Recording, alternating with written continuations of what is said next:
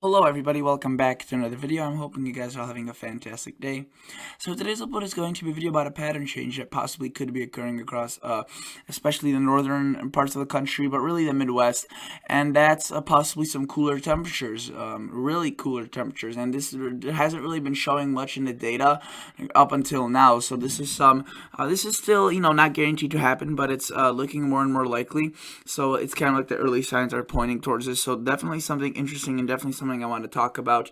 So if you guys would like to subscribe to this channel, please do so. It's all about the weather. So that's, weather related. If you like weather related stuff, just consider subscribing, as this is a weather related YouTube channel. So welcome. If you are interested in, or if you're an ongoing fan and you've been and you're returning, I love you and I appreciate so much. And if you could like the video, that'd be amazing.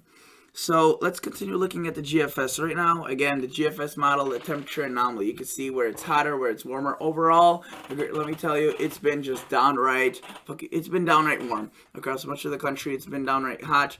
But notice that we get a little bit of cooler air for, you can see, Saturday, Sunday. So we already have a cooler air mass across parts of the country, the Midwest and parts of the Northwest into this weekend, into Saturday and Sunday.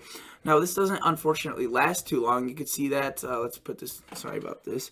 Let's put this forward. You can see that Monday, Tuesday, still there, but the first wave starts kind of fading away. And earlier, the models were thinking that heat would develop across parts of the Midwest by around this time. But because of a storm that passes to the north at around this time, we see the cold air remaining across parts of this Midwest and into the northern tier of the country. And you can see that it's pretty vigorous. So this will bring, the daytime highs from the 90s and 100s down into the 70s and 80s, which is very nice. And it will be way more drastic, way bigger, change in temperatures, as it's been just, we go from way above average to now slightly, cooler, below average. Nothing ridiculous, but below average. So that will feel very good. That will feel refreshing, and really, that's what we need across parts of the Midwest, and really they need it across most of the U.S. Unfortunately, this will be limited to the northern U.S. Notice, as soon as a little bit of warmth does come in, I want to point this out, by the way. This pattern change doesn't affect everybody. Parts of the West, especially of the Southwest, the Northwest may get a few cooler shots, but generally the West, the Southwest, and the South and the Northeast will stay warm and will stay above average. So it really won't feel like much relief. But especially if you live across the Midwest, you could see cooler temperatures on their way. Now, again, this is still relatively fresh data, but, let's just take Monday, July 20th, for example. If you look at a 2-meter temperature shaded, which is the actual temperatures that it feels like, you can see widespread 70s. That's just gorgeous weather. We've been used to seeing widespread 90s and 80s, upper 80s, now lower 70s. That's a dream come true, if you will. So let's go back to the 2-meter temperature anomalies, and while you may think that's it, that's over, you can see we get a little bit of heat. We get some warm temperatures coming back. We get another cool wave. So ongoing shots of cool air possible across parts of the country. Now, this is probably a bit over exaggerated by the GFS model, in my opinion.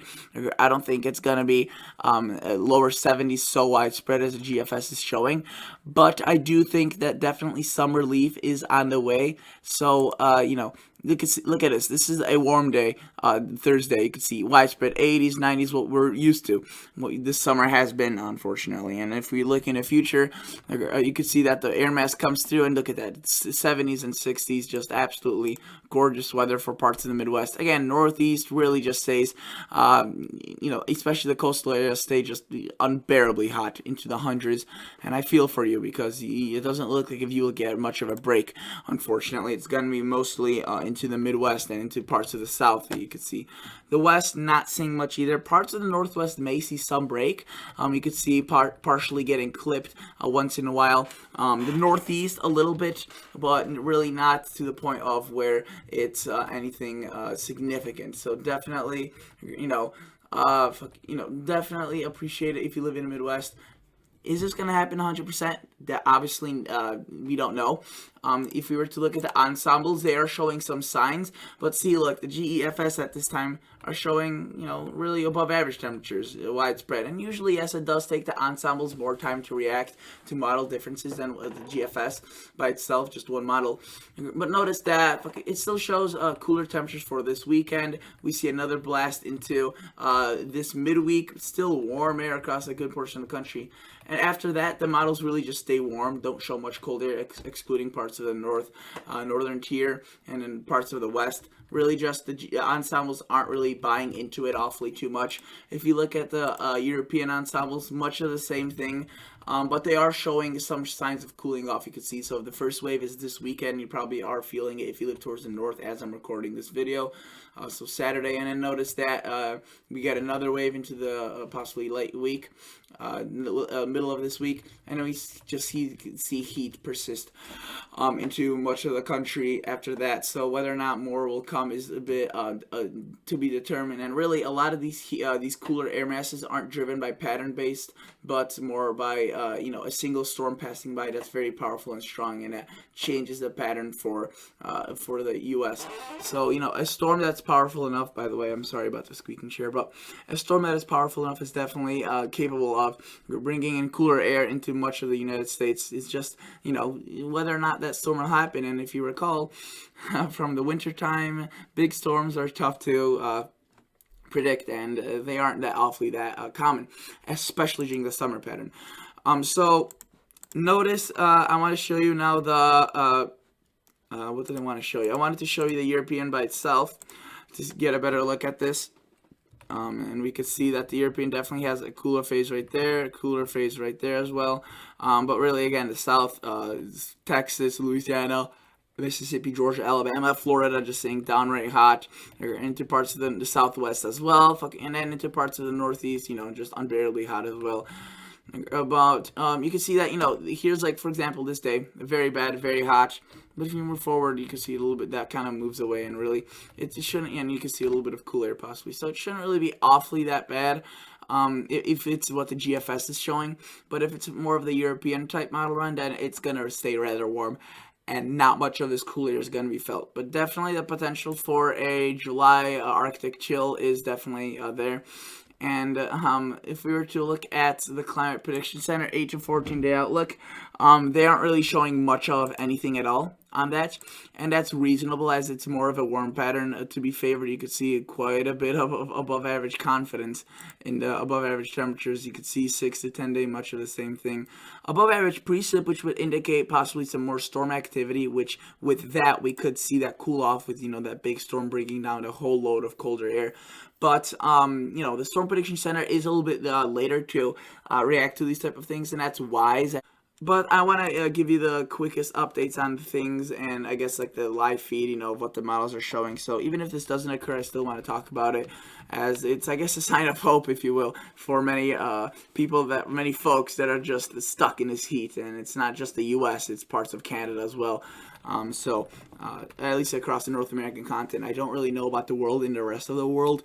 What's going on in Europe right now? I've heard that it's actually chilly across Eastern Europe. But I like to stay focused on America, especially the U.S. But Southern Canada, the big cities, Toronto, Quebec, Montreal. I also talk about those as well sometimes. Give a brief rundown. But maybe one day I'll expand into parts of Europe and other parts of the world. Okay, that'd be really cool in my opinion. And I think that would be awesome, right?